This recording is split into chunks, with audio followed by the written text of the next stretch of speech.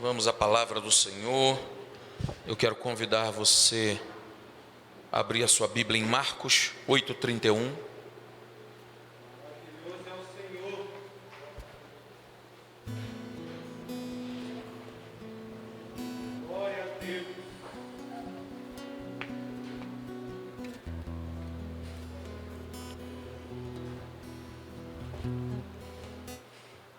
Nós vamos ler do versículo 31 até o 37.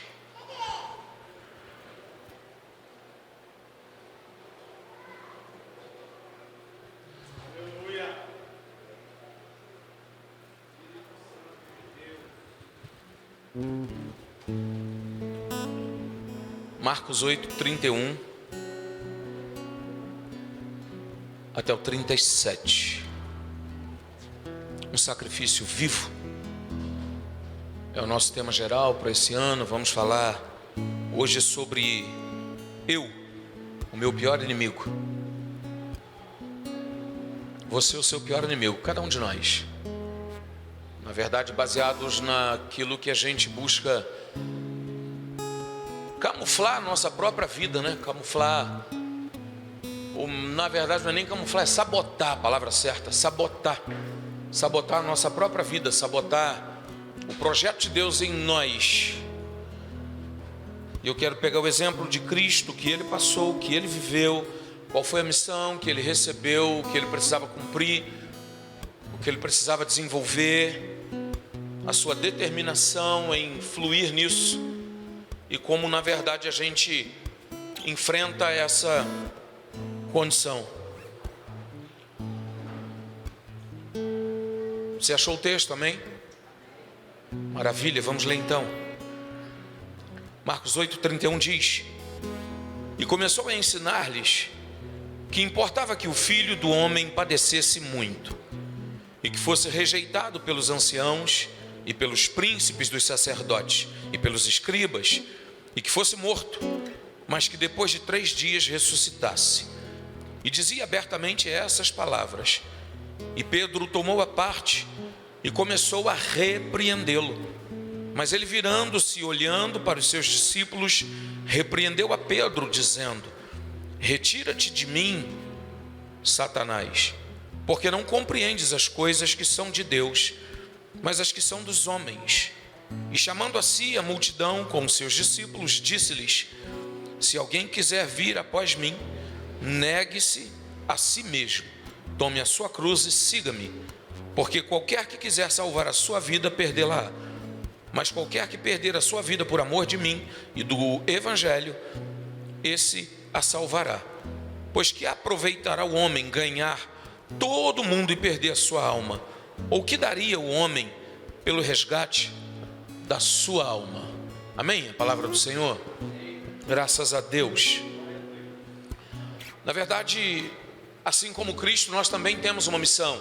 Nós temos também um chamado, nós temos também uma responsabilidade, nós temos também uma necessidade de compreender o que Deus tem estabelecido para a nossa vida, e muito mais nos dias de hoje. A realidade do que nós estamos vivendo, a realidade do que nós estamos passando, a realidade de como as coisas espiritualmente vão se apertando, há uma necessidade de compreendermos que há um chamado de Deus para cada um de nós e não há mais tempo a perder. Eu não posso simplesmente deixar a coisa passar diante dos meus olhos sem que eu me posicione diante de Deus e diante daquilo que o Senhor propõe para a minha vida, amém? Então eu quero em primeiro lugar falar com você sobre a missão de Jesus.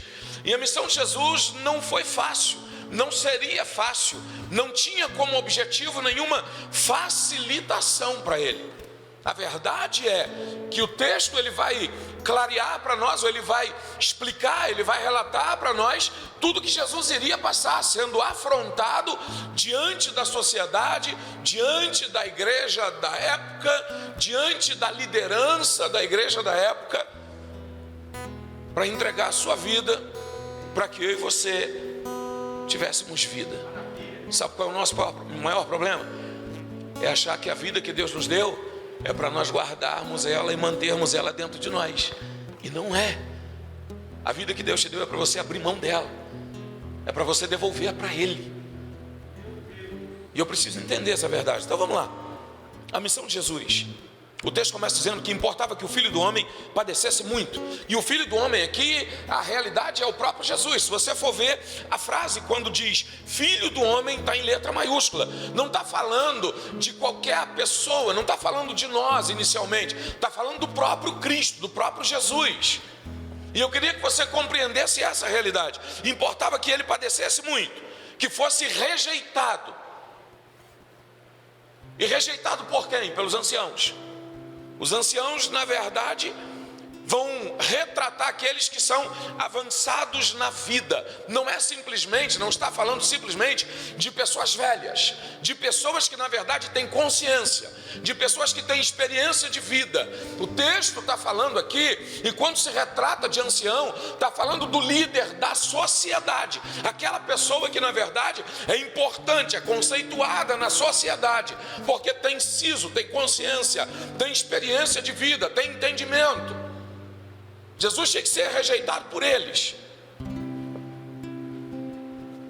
Além disso, Jesus precisava ser rejeitado pelos príncipes dos sacerdotes, o principado do sacerdote. O principado ou sumo sacerdote, ele se livrava de algumas obrigações que os sacerdotes comuns tinham que exercer, mas ele tinha um outro papel. Uma vez por ano, tinha que entrar no Santo dos Santos para interceder pelo povo, cumprindo todo o seu processo de santificação.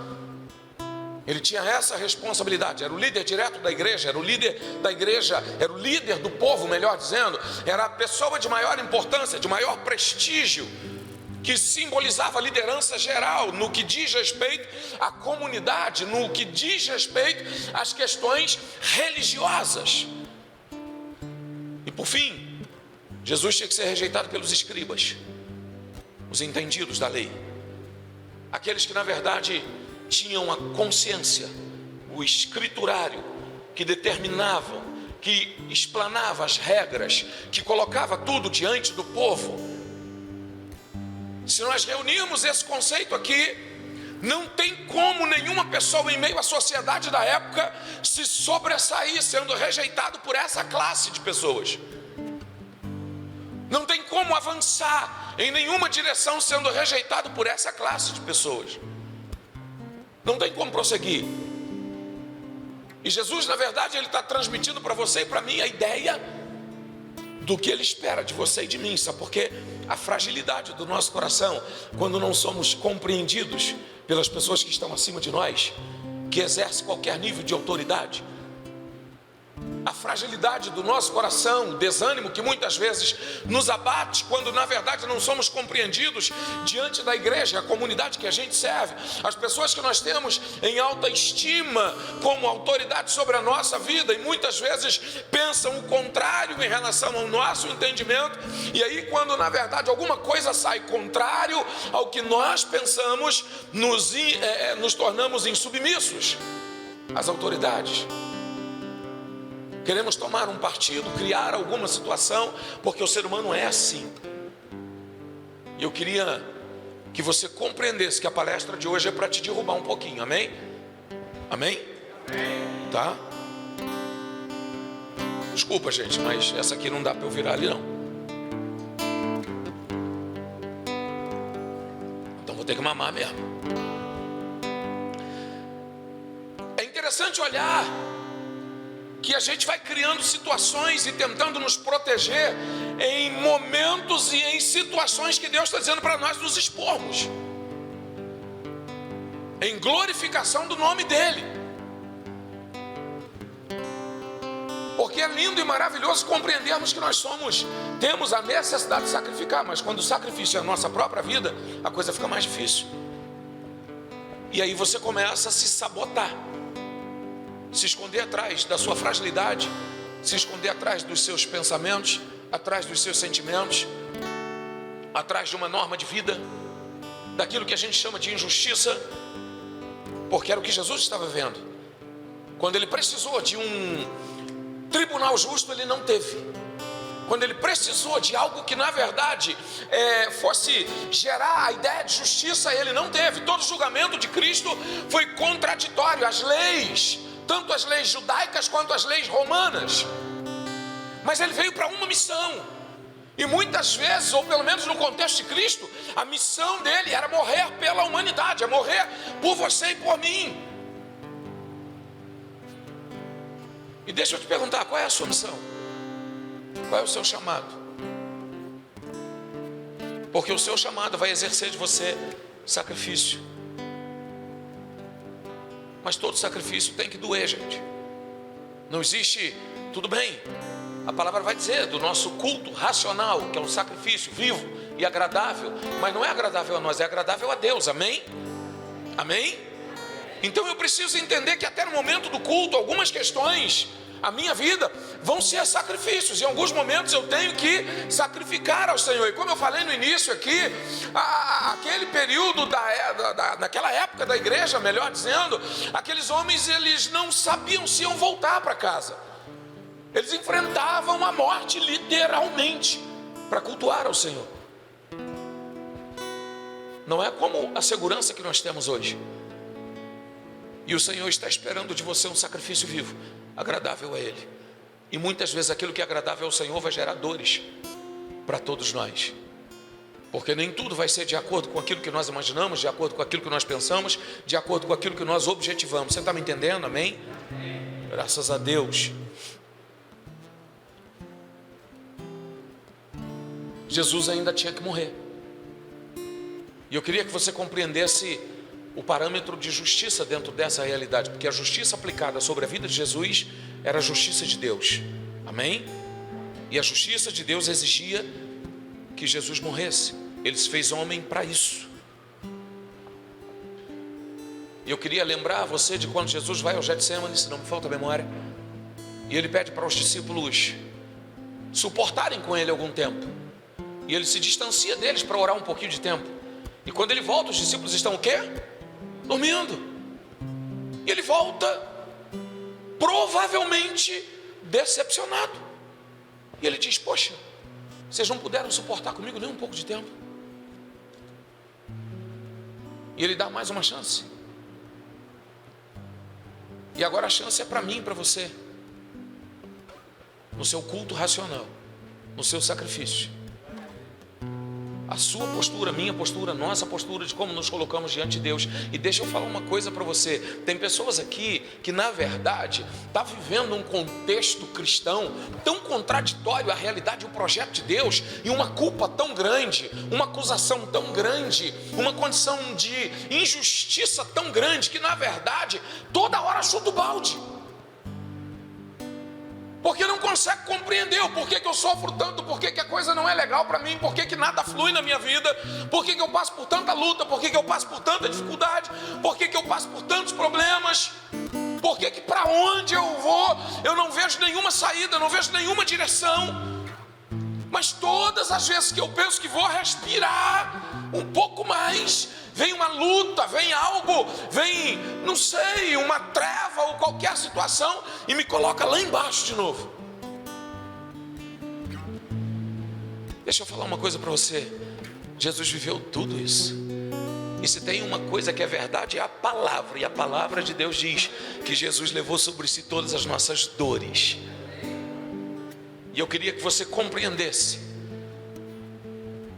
que existem muitas questões à nossa vida que não diz respeito à realidade do sacrifício que Jesus está exigindo de nós. Mas é porque você se sabota, é porque você é seu pior inimigo, é porque na verdade você não consegue se manter firme em Cristo, e você vai camuflando a palavra de Deus, transformando essa palavra em algo contraditório e difícil demais para se cumprir em relação à sua vida. E a partir desse momento você passa a olhar para dentro de si. E olhando para dentro de você, não com os olhos de Deus, não para buscar melhorar, mas para justificar uma situação na sua vida, você começa a se sabotar. E eu queria que você compreendesse isso a princípio do que Jesus viveu. Porque o fim do ministério de Cristo era a morte, no que diz respeito à realidade da terra. Mas a palavra continua. Ao terceiro dia Ele vai ressuscitar. Sabe o que isso quer dizer? Ainda que as pessoas estejam te ameaçando, ainda que o fim da sua caminhada você está enxergando um caminho de morte, Jesus tem vida para você. Ele tem vida. Ele pode gerar vida para você. Então eu não preciso ter medo de abrir mão da minha vida. E o problema maior é que a gente está tão apegado às questões naturais e humanas, que quando chega, ou humanas, e que quando chega na hora, a realidade de nós entregarmos a nossa vida, nós nos tornamos temerosos. Temos medo. Medo até mesmo no que diz respeito à realidade do pecado, sabe? Aquela coisa de morrer para o mundo. Tem medo de morrer para o mundo. Eu não quero morrer para o mundo, porque o que eu tenho de mais segurança é o mundo. É o primeiro aspecto de sensibilidade para a minha vida. Mas Deus está dizendo uma coisa: eu tenho uma vida para você após a morte. Eu tenho uma vida para você além desse plano que você está entendendo. Não tenha medo, se entregue.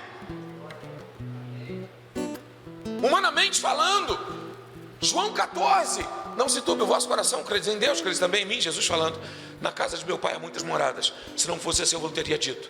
Mas eu vou para o Pai, vou preparar-vos lugar. Virei outra vez e vos levarei comigo, para que onde eu estiver, estejais vós também. Jesus trouxe essa realidade. E é interessante olhar que eu não consigo, e quando eu tento fugir do propósito de Deus, do chamado de Deus, sabotando o projeto de Deus na minha vida, eu vou ficar dando volta em círculos, e eu não vou fluir. Quando você começa a se sabotar, você vai ver que as questões da vida, ruins na maioria das vezes, elas ficam se repetindo num ciclo, e você não consegue sair.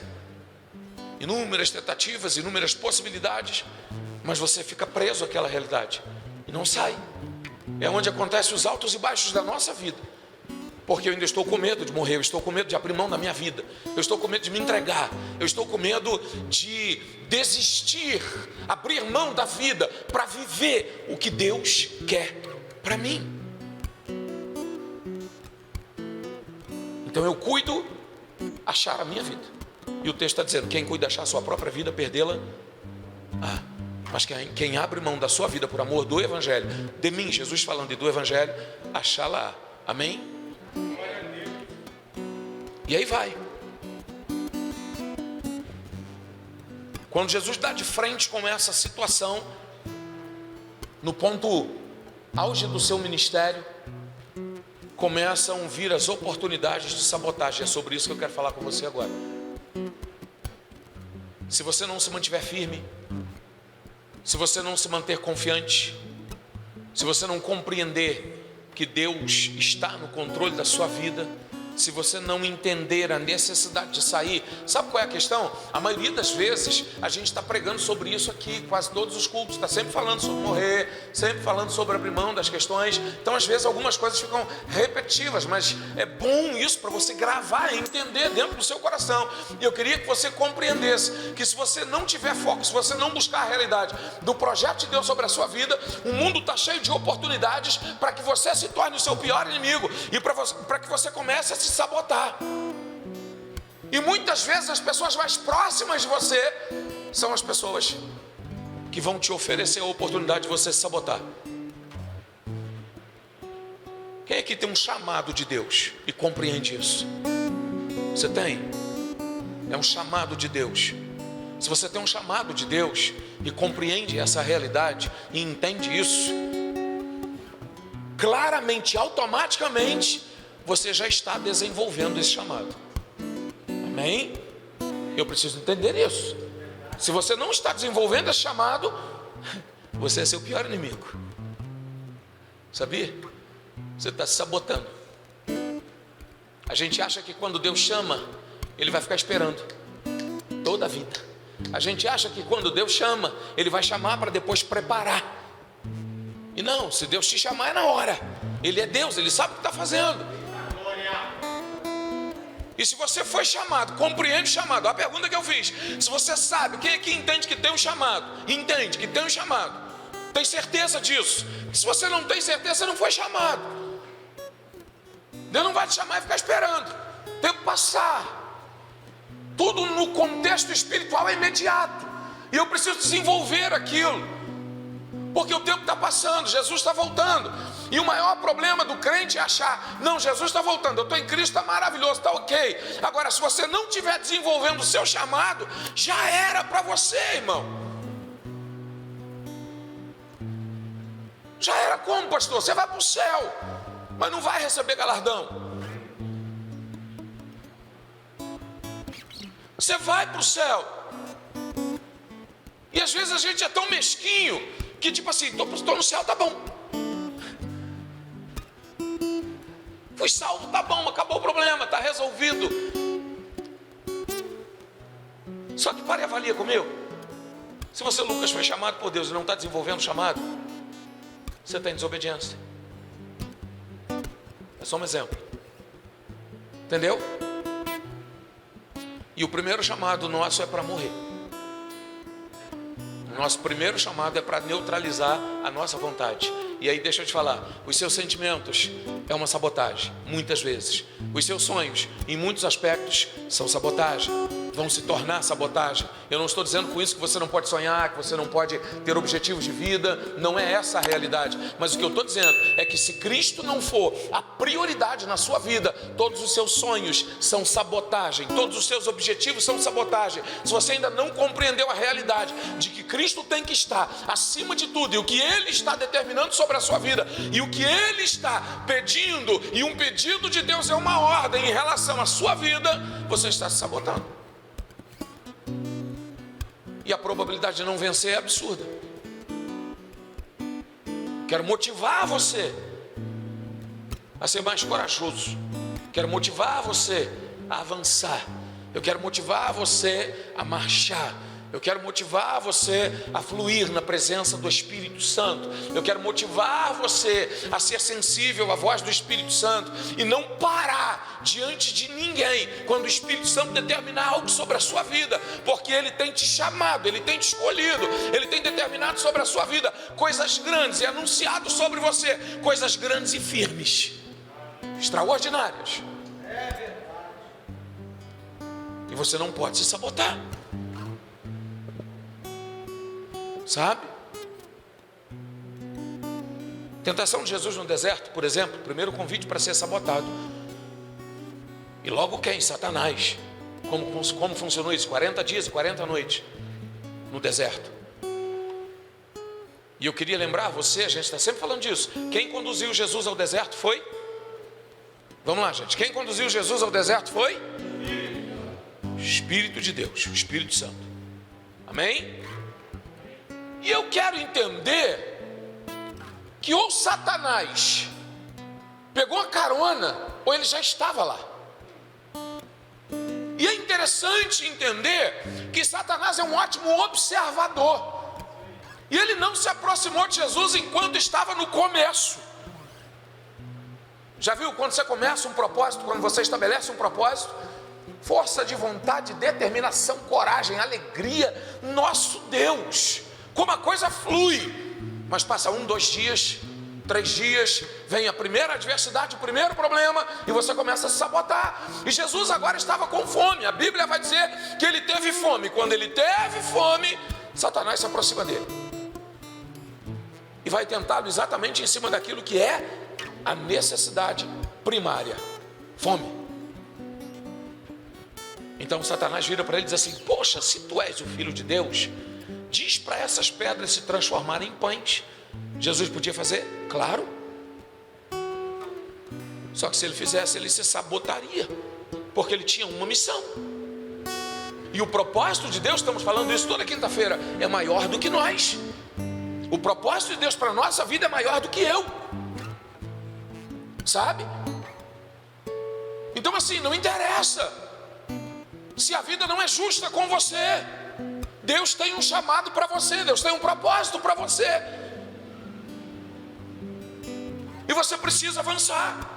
Não interessa se a sua necessidade, não existe na vida de ninguém uma necessidade que seja maior do que a da vida, de sobrevivência. E a necessidade de sobrevivência diz respeito à alimentação e o saciar da sua sede. E talvez isso não está chegando a você da maneira com que você gostaria. E o problema é que Satanás, ele não entende as coisas espirituais. Jesus, quando exorta Pedro e ele repreende Satanás, ele vai dizer isso no texto que nós lemos.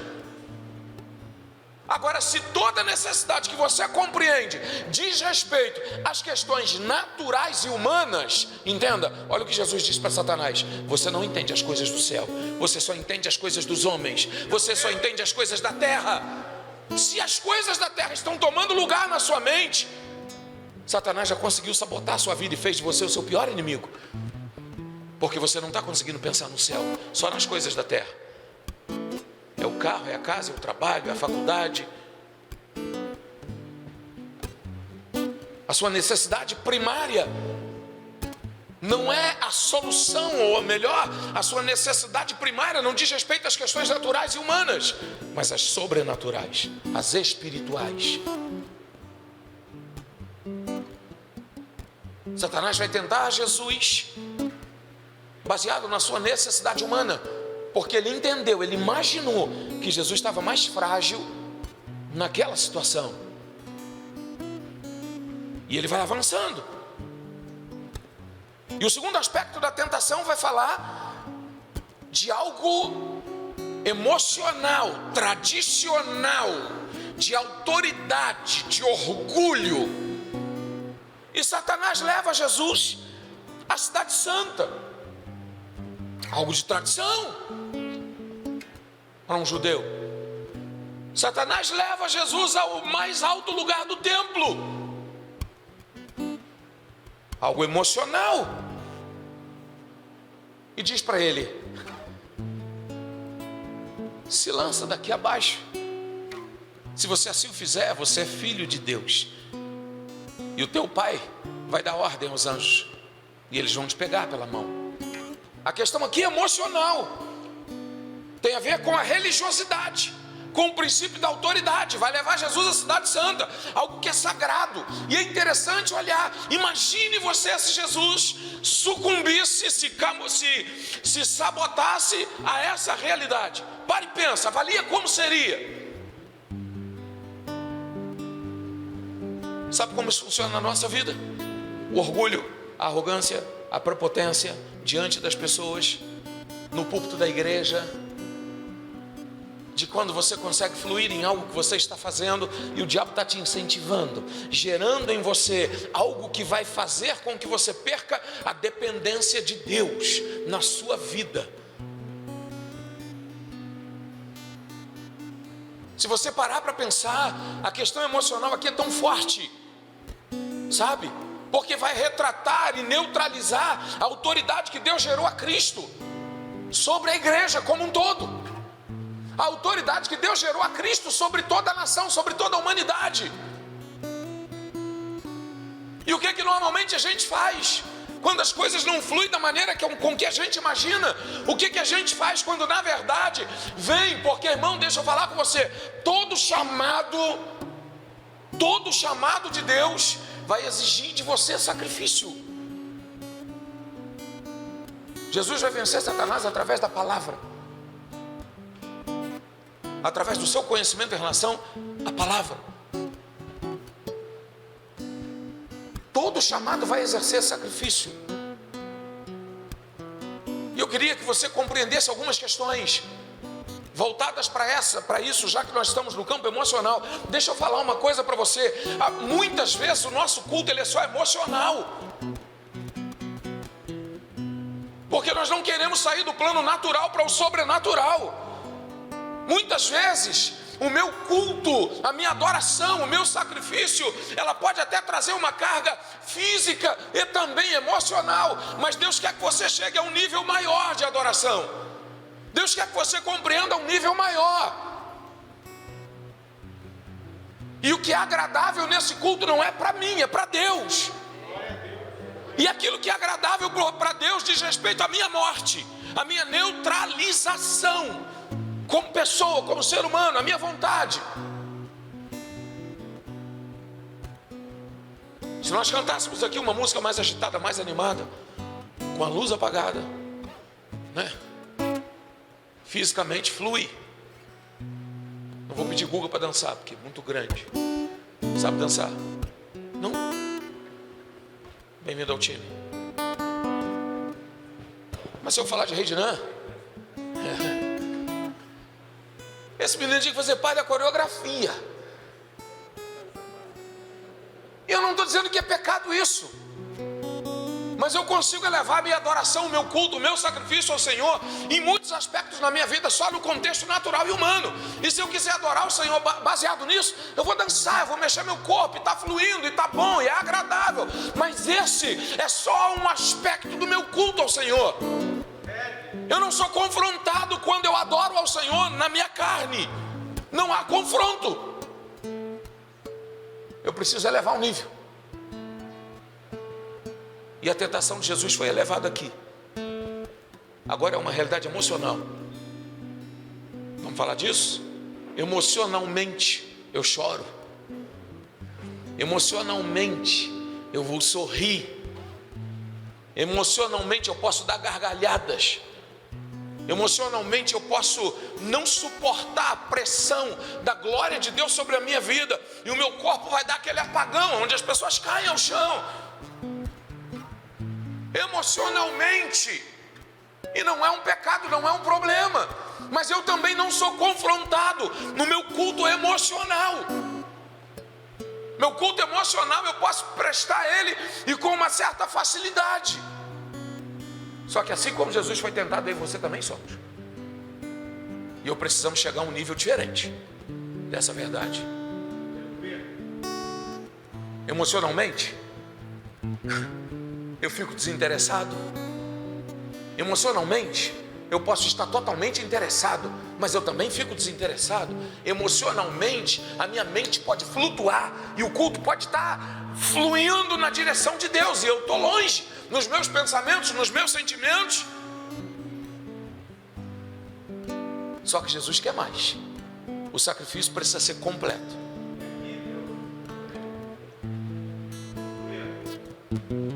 E Jesus vai ao último estágio da tentação. Depois lhe foi oferecido os reinos do mundo.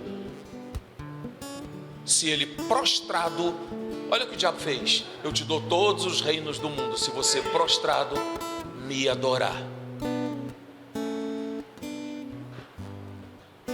É interessante que nos dois primeiros aspectos da tentação de Jesus havia ali uma tentativa de neutralizar a união, a comunhão entre Deus e o Filho, entre o Pai e o Filho. Mas agora não: eu te dou todos os reinos do mundo, se você prostrado me adorar. Sabe a realidade disso aqui? É o nível do Espírito que Deus quer de você e de mim. Porque agora, se Jesus, quase que dá aquele, como é, gospel, a falha gospel lá, quase que foi, mas eu acordei, entendeu? Então assim, se Jesus na verdade se dobrasse para adorar Satanás, o elo entre o Pai e o Filho seria quebrado totalmente. A realidade aqui vai além das questões emocionais, é íntima, é relacionamento, é quebra no relacionamento com o Pai.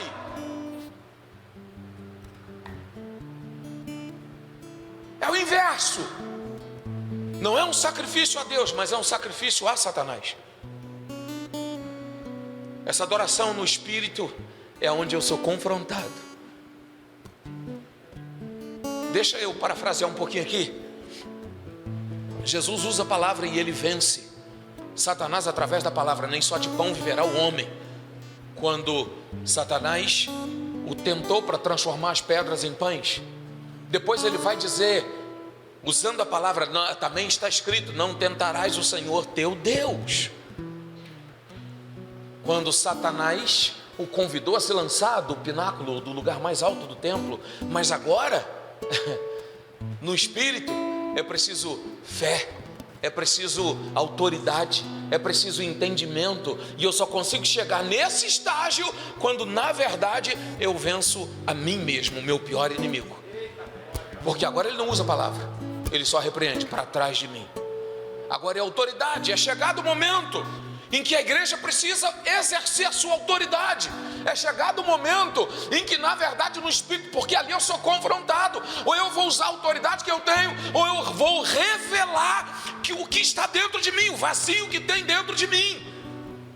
Porque eu só posso determinar, eu só posso falar, eu só posso usar essa autoridade se eu tiver. E aqui não é autoridade para repreender a doença, não é autoridade para repreender um pensamento, não é autoridade para um paliativo. É uma autoridade que vai revelar que Deus está dentro de mim e que eu fui vencido. Porque eu preciso repreender o diabo. E eu queria que você compreendesse. O diabo nunca mais, desde esse momento, se aproximou de Cristo. Nunca mais. Para tentá-lo? Nunca mais. E eu me lembro do endemoniado de Gadara lá. Porque ali Satanás se aproximou dele de novo. E ali é interessante porque era uma legião. Que coisa extraordinária. Só que eles se aproximam de Jesus já prostrados, né? O que você veio fazer aqui? O que a gente tem contigo? Por que você veio incomodar a gente? Aí Jesus vira: quem é você, rapaz? Eu sou legião. Ei, desaparece, vai embora. E agora todo o princípio está pautado na autoridade. Agora, como está a sua vida? Como nós estamos? Porque se eu não tenho essa autoridade, automaticamente eu sou o meu pior inimigo. Eu não fui vencido, eu estou sabotando a minha vida. E eu queria que você compreendesse esse princípio aqui de oferta, para que Jesus se tornasse o seu pior inimigo. Se ele cede a essa tentação, gente, avalia, porque a gente nunca para pensar isso. Segunda pessoa da Trindade. Se Jesus cede, eu acho que não tem uma explicação teológica para isso. Fala para mim. Você tem uma explicação teológica? Se Jesus cedesse a tentação do diabo, o que ia acontecer? Nesse contexto aqui não tem. Aí a gente é tão mesquinho, tão egoísta, que a gente, o que seria de nós? Mas a questão não somos nós. O que seria? Igual o pessoal da Marvel, do multiverso. O que seria? Jesus tinha uma missão e ele estava focado nela. E eu quero convidar você a compreender que Deus te chamou para uma missão e você precisa estar focado. Você não pode perder isso de vista. Seja mais forte. Avance. Vamos lá.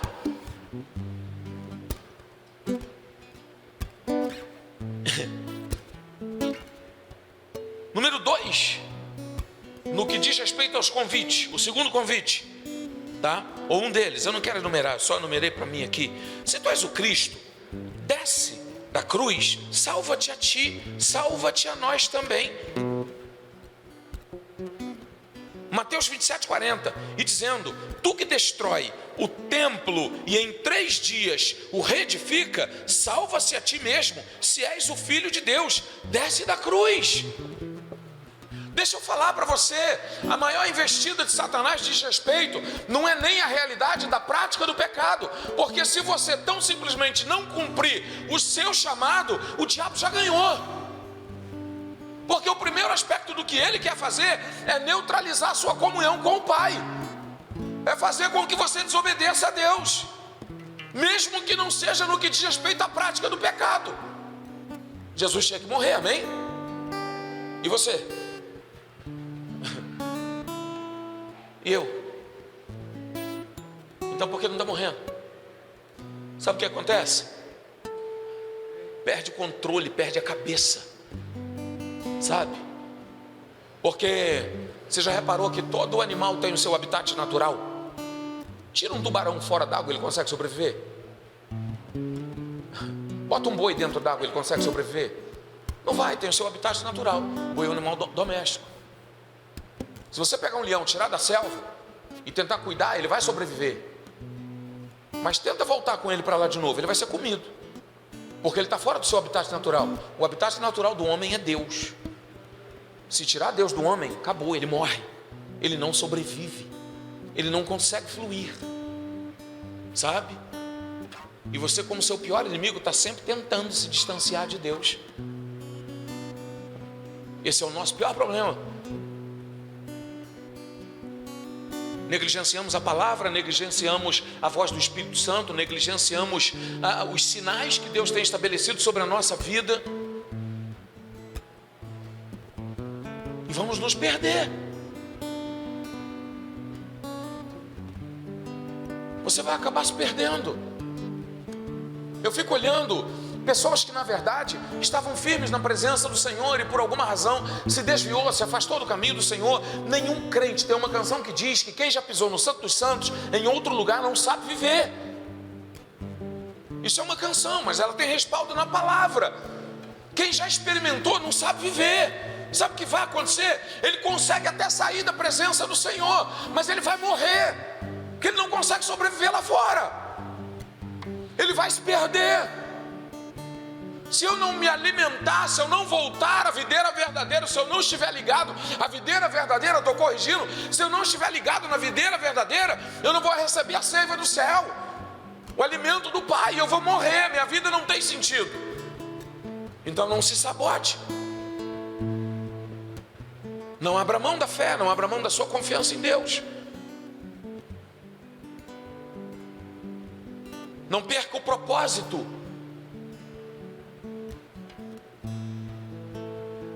Está complicado, tá, mas tem um propósito de Deus para a sua vida. Tem um chamado de Deus para você. As pessoas estão se levantando contra. Tudo bem, quem te chamou foi Deus. Ele vai te dar vitória. Aí eu não tenho capacidade. Se Deus te chamou, quem sabe a esse respeito é Ele, não você. Porque isso aí é só fuga. Se foi Deus quem te chamou, não adianta você ficar, mas eu não tenho capacidade, mas eu não tenho condições, mas eu não consigo fazer.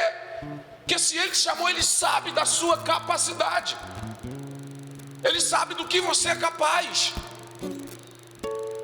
Então não volte atrás, não perca seu tempo.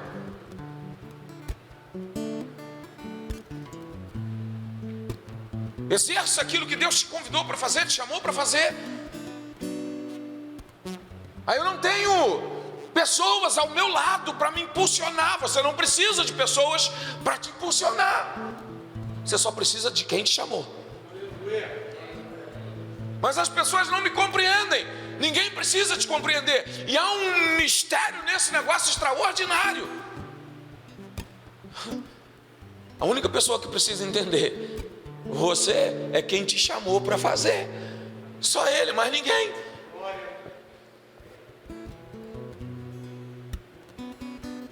Ah, pastor, mas você não está na minha pele. Você não sabe o que eu estou vivendo. Você não sabe o quanto é difícil desenvolver aquilo que Deus me chamou. Mas Ele te chamou. Se Ele te chamou, Ele sabe que você tem capacidade para fazer. E deixa eu falar mais. Se Ele te chamou, Ele já te deu as ferramentas para você desenvolver, para você fluir na direção que Ele te chamou.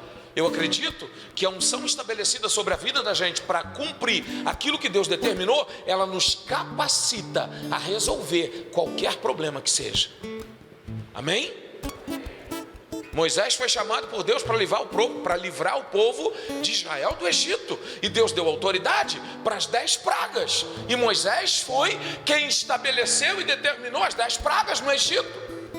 Tinha ele capacidade, condição para isso? Não, mas Deus deu. Diante do mar vermelho, Moisés clamando ao Senhor, e Deus vira para ele e diz: por que clamas a mim? É mais ou menos assim: rapaz, você já tem toda a capacidade, está perdendo o teu tempo falando comigo, por quê? É só tocar no mar. Se Deus te chamou, Ele já te deu autoridade para superar os inimigos. Ele já venceu os seus inimigos. Ele só quer gerar para você a experiência.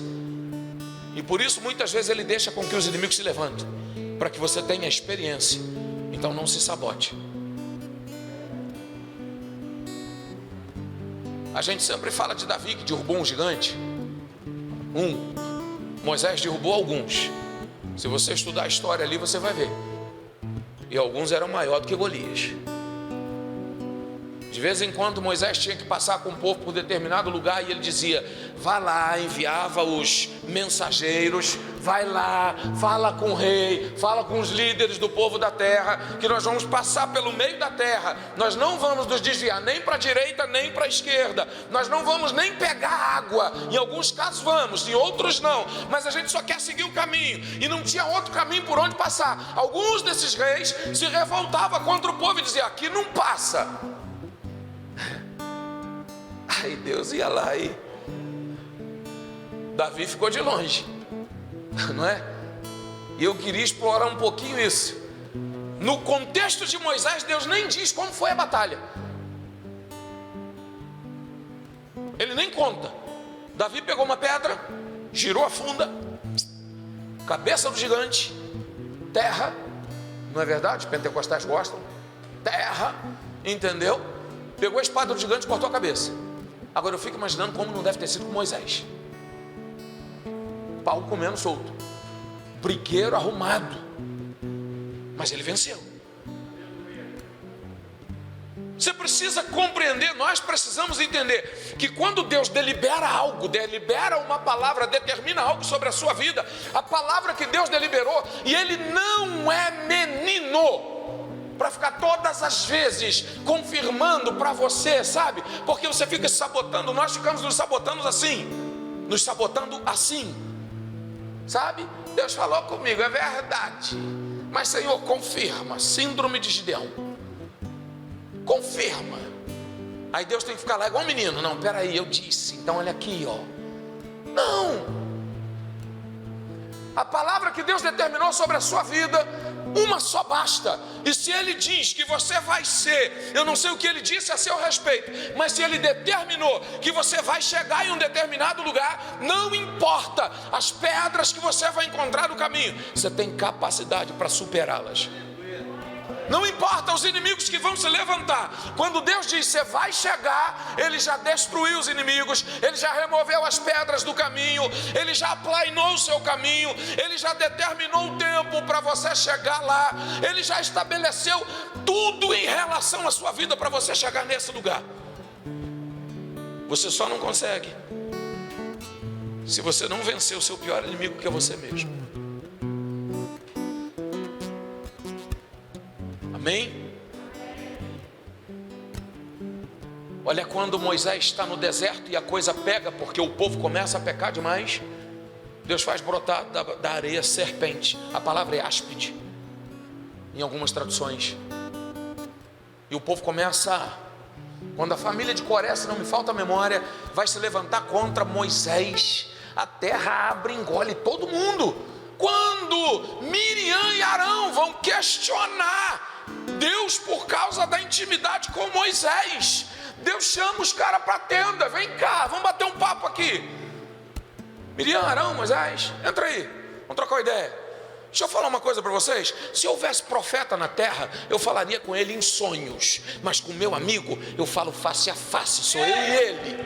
Meu Deus do céu, se você não entender essa realidade, e eu queria que você compreendesse uma verdade: a gente está sempre retratando que nós somos servos de Deus, já viu isso? Sou servo, bate no peito, servo. A Bíblia te chama de servo ou de filho? Fala para mim. É porque a gente se mistura no Antigo Testamento. Tudo bem, servo. Novo Testamento é filho. Eu sou co-herdeiro com Cristo. Esse é um nível de amizade mais profundo do que um amigo como Moisés. Deus foi amigo de Moisés, você é filho de Deus. Eu posso ter muitos amigos, mas se um amigo meu se levantar contra o meu filho, acabou a amizade. Que é mais profundo esse negócio. Então para de se sabotar, você é filho de Deus. Eu preciso entender isso. O nível de intimidade, meu Deus do céu, de proximidade com Deus. Vale a pena abrir mão. Vale a pena morrer. E se Deus entender que eu tenho que morrer como mártir, fui. Prazer conhecer vocês. Eu já fui. Eu fico olhando. Nossa, Deus. Não dá para falar disso e não voltar lá atrás. Sabe? É pena que eu sou ruim de memória. Mas alguns cristãos no Coliseu, sendo cercados de leões, estavam cantando, adorando o nome de Deus, pelo privilégio de abrir mão, de entregar a própria vida.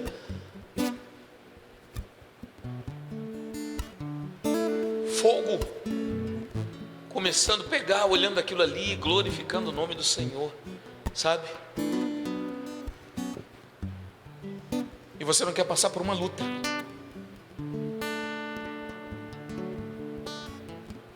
Quando a igreja fechou por causa da pandemia, meu Deus, que perseguição terrível. Deus quer te levar a um nível maior de compreensão, de desprendimento da vida em todos os aspectos. E eu queria que você compreendesse: quem cuidar, guardar a própria vida, perdê-la-á. Mas quem abrir mão da sua vida por amor de mim e do Evangelho, achá-la-á. Se você sair daqui durante esses 3 dias do face a face compreendendo, perdi meu medo, se Jesus quiser que eu morra, eu morro, está tranquilo, o evento cumpriu o seu papel.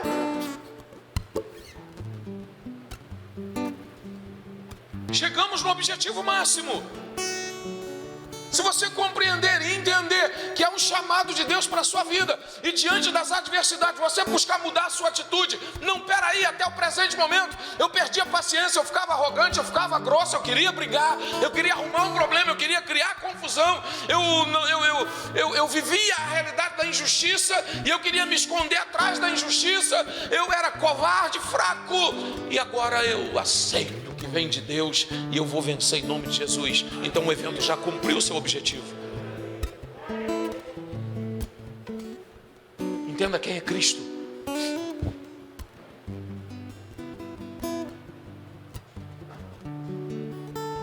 Se Jesus desce da cruz, hein? Vamos lá? Mais um dos convites. Os sacerdotes escarneciam de Jesus. Escarnecer aqui é expor, sabe? Zombavam dele. Colocaram ele diante de todos que ali estavam e zombavam dele, escarneciam dele. Mateus 27, 41. E da mesma maneira, também os príncipes dos sacerdotes, com os escribas e anciãos e fariseus, escarnecendo, diziam, lançaram dúvidas sobre ele. A verdade é essa. Aí Mateus 27, 42 vai dizer: salvou os outros e a si mesmo não pôde salvar-se. Se é o rei de Israel, desça agora da cruz e creremos. Olha o nível. Já viu como que a gente é? Frágil demais. Se de alguma maneira a gente é exposto, misericórdia, né? A gente acha que porque temos um chamado, nós achamos porque queremos morrer, ainda que poeticamente para Deus, Ele vai guardar a gente de absolutamente tudo. Eu estava hoje com um pastor abastecendo o carro, uma pessoa no carro da frente, eu não conheço a pessoa, eu nunca vi a pessoa, o pastor também que estava comigo, não conheço, nunca viu a pessoa não olhou para a gente direito, não sabia quem era, não tem noção de quem era essa pessoa. Nós estávamos dentro do carro, ela dentro do carro, abastecendo na frente. Quando saiu do carro, ela saiu dizendo: olha lá, tem o título de quem prega a palavra, mas para mim não dá. Nunca vimos a pessoa.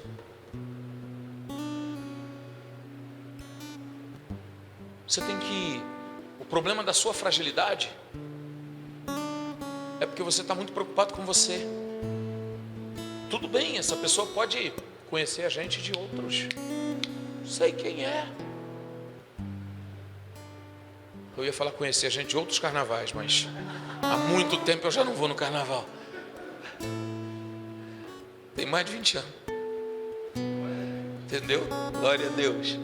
E eu queria que você entendesse que é um texto bíblico que vai dizer que nós somos entregues como ovelhas para quem? Para lobo. E lobos devoradores. Lobos devoradores. E eles podem fazer o que quiser. Apóstolo Paulo parece que tem um texto que ele vai dizer que nós, para os que têm Cristo, inalamos o cheiro de vida, e para quem não tem, nós inalamos o cheiro de morte. Sabe o que isso quer dizer? Desculpa, mas você fede, irmão. Você não precisa abrir a boca, você vai incomodar. É natural as pessoas passarem por você, principalmente se você estiver cheio de Deus, principalmente se você não se sabotar, principalmente se você procurar viver a verdade. Você vai passar perto de alguém e alguém vai torcer o nariz para você, porque você fede. Você está inalando cheiro de morte. A primeira instância, ninguém quer ser igual a nós, não. É preciso o Espírito Santo convencer. E não é você que convence, não sou eu que convenço. Eu só, vou usar uma linguagem aqui, eu transmito o Espírito Santo. Sabe? Tem uma lei espiritual, sabia disso? Dentro da lei espiritual, todo espírito precisa de um corpo. Todo espírito precisa de um corpo para interagir. E o Espírito Santo quer o seu. Ele quer o meu, ele quer o nosso. Por isso que em 1 Coríntios capítulo 6, 19, a palavra de Deus vai dizer que o teu corpo não pertence a você mesmo, mas é templo do Espírito Santo. Então eu transmito o Espírito Santo. Aonde eu vou, o Espírito Santo está junto, porque ele está aqui, amém? Aonde você vai, é o mesmo processo. Então as pessoas vão olhar essa realidade, vão deparar com o Espírito, e elas vão ser automaticamente confrontadas. E aí o problema é que quando essas pessoas sem Deus são confrontadas pelo Espírito de Deus que está em você, elas vão se levantar contra você. E quando elas se levantam contra você, você precisa se manter firme, porque o Espírito vai te defender, ele vai cuidar de você, ele vai guardar você, ele vai gerar sinais e prodígios através da sua vida. A gente está sempre dizendo, ontem parece que eu falei isso aqui, sabe por que não acontece milagre? É porque a gente não crê, mas não é só isso. A gente não crê, a gente não quer se expor, sabia? A gente não quer. Então os crentes que é um negócio extraordinário. Ora, naquele instante, naquele momento, não aconteceu nada, ele fica mais preocupado com o nome dele do que com o nome de Deus. E a Bíblia diz que o nome de Deus não volta vazio, ou a palavra não volta vazia, que o nome do Senhor é glorificado, a autoridade no nome do Senhor Jesus, amém? E ele zela pelo seu nome, entendeu? Quando você repreende uma enfermidade, é em nome de quem? Então qual é o nome que está em jogo? Entendeu? Então eu preciso entender isso aqui, eu não posso me camuflar em contexto nenhum da minha vida. Há um Espírito de Deus em mim, há um Espírito de Deus em você. E esse Espírito, ele tanto vai ser conduzido por você, como ele também te conduz a lugares que muitas vezes você não quer ir, mas há uma necessidade. Esse Espírito, ele pode estar dentro de você, mas ele não está preso. Ele é autoridade sobre a sua vida, e ele é que vai moldar você para fazer o que ele quer. Tudo provém dele. Então perca o medo. Pare de se sabotar com medo. Seja mais ousado no Senhor. Em nome de Jesus.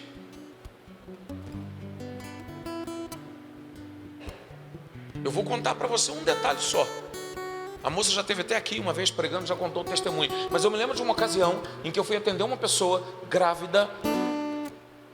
E a ideia era que o filho não nascesse ou ia nascer muito mal. E a pessoa chegou diante de mim chorando, pastor, e agora? Eu respirei e disse, ele vai nascer bom, vai ser curado, vai ficar tudo legal, tudo bem. Irmão, para que eu vou dizer aquilo? Né? Eu nunca orei tanto na minha vida. Eu nunca busquei tanto. E dentro do que eu me lembro, eu atendi essa pessoa várias vezes durante o período de gravidez. Toda vez, pastor, eu preciso conversar com você. Eu falei, Jesus, o que vai vir? Sabe o que era mais legal? Tanto a mãe e o pai, quanto o profeta Ficaram no vento sem saber de nada, porque fazia o exame, mas ninguém lembrava de perguntar como é que estava a criança. Ninguém sabia de nada. E Deus foi guardando até o dia do nascimento. Mas se Deus falou, irmão, Ele vai cumprir em nome de Jesus, porque Ele é fiel. O neném nasceu perfeito. Embora os médicos disseram tanta coisa, pode falar? Está sentadinho ali no carrinho, ó, deitadinho ali, ó, dormindo. Para a honra e glória do nome do Senhor. Está lá. Então se Deus falou, é com Ele, não é o meu nome. Eu fiquei sim. Quem me conhece aqui já sabe que eu não escondo nada. Fiquei preocupado. Teve momentos que eu estava assim, mano, tem que entender que é a vontade de Deus. Ela falou, não, pastor, eu creio. Você falou, eu creio. Falei, toma. Entendeu?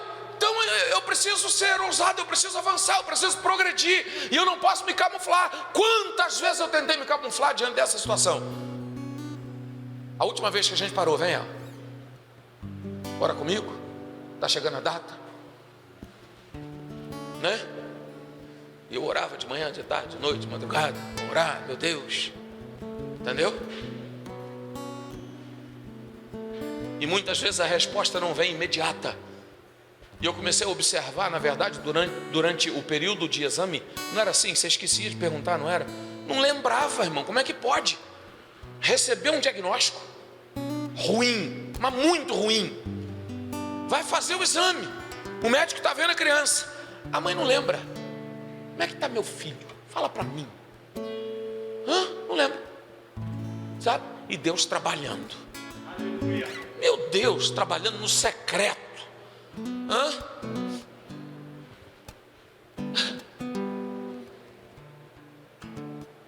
E nasce perfeito, saudável, dando trabalho, graças a Deus, que é para eles.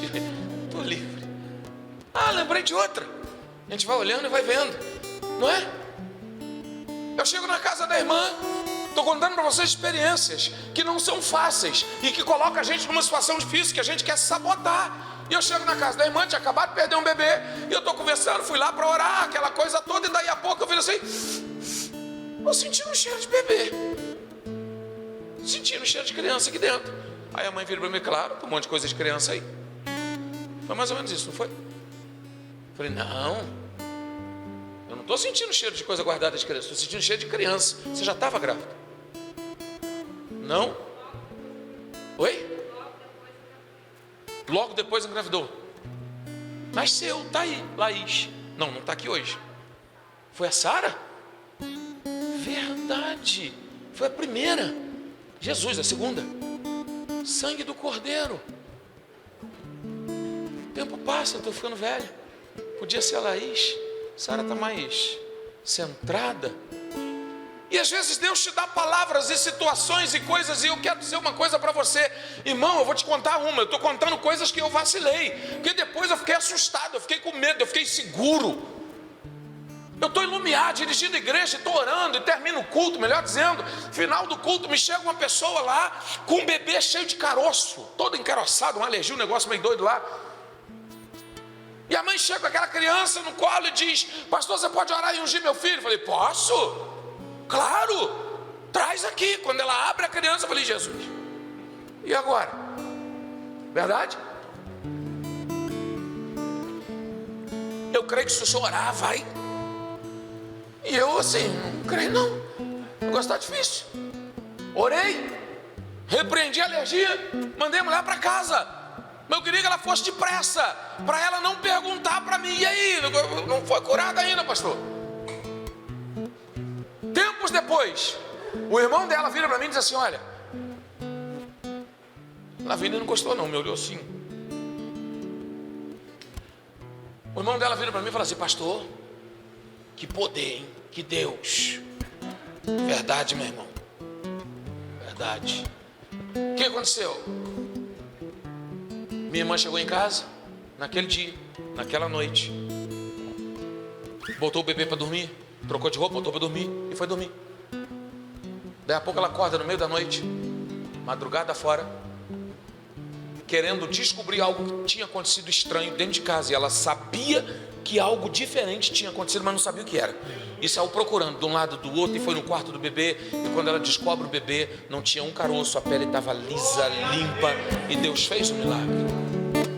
Por que eu estou contando isso para você? Porque você precisa entender e parar de se camuflar. Se Deus mandou, faz.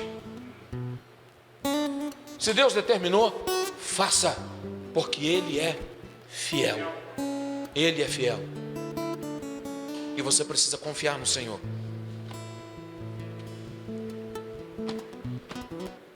Se exponha. Se exponha. Ore. Determine. Deus é fiel. E Ele quer agir através da sua vida. Ele quer mover através da sua vida. Mas você precisa parar de se camuflar ou de se sabotar.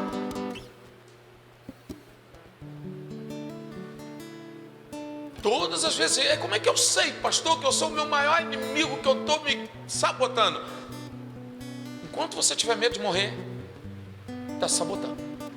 Enquanto você tiver medo de se entregar para Deus, enquanto você tiver medo de ir além em relação àquilo que Deus determinou para a sua vida, ou de ir além na direção que Deus determinou para a sua vida, você está se sabotando. Enquanto você não tiver coragem de fluir na direção que Deus determinou para a sua vida, você está se sabotando. Enquanto você adiar o projeto, o processo de Deus para a sua vida, você está sim se sabotando. Fique de pé em nome de Jesus.